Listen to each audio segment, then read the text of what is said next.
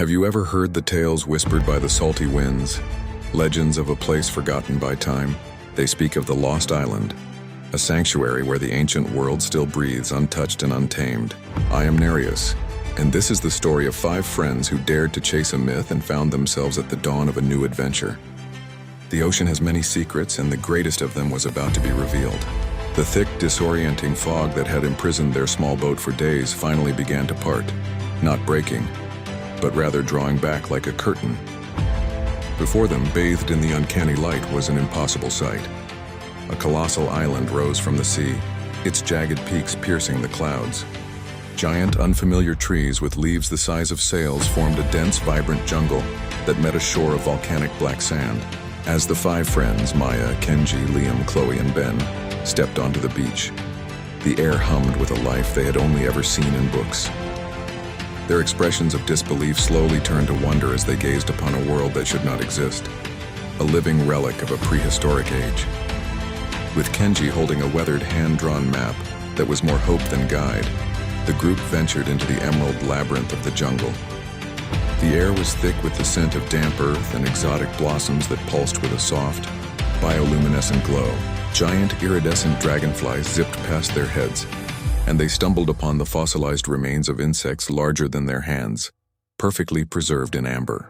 A sudden tremor in the ground sent them scrambling for cover as a herd of small raptor-like dinosaurs, no bigger than large dogs, stampeded through the undergrowth, their chirps and calls echoing through the trees.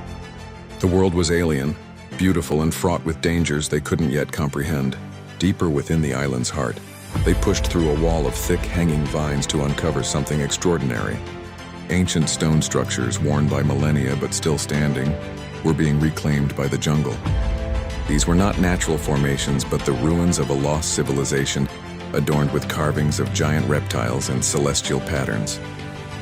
It was here, at the base of a moss-covered altar, that Maya's hand brushed against something smooth and cool. She pulled it from the earth, a crystalline artifact, intricately faceted, that pulsed with a faint light and hummed with a low, resonant energy, as if it were alive. Their exploration of the ruins was cut short by a deafening roar that shook the very stones beneath their feet. A monstrous shadow fell over them, and from behind a crumbling archway, a Tyrannosaurus Rex emerged. Its massive head, filled with teeth like daggers, swung towards them, its roar a declaration of its dominion.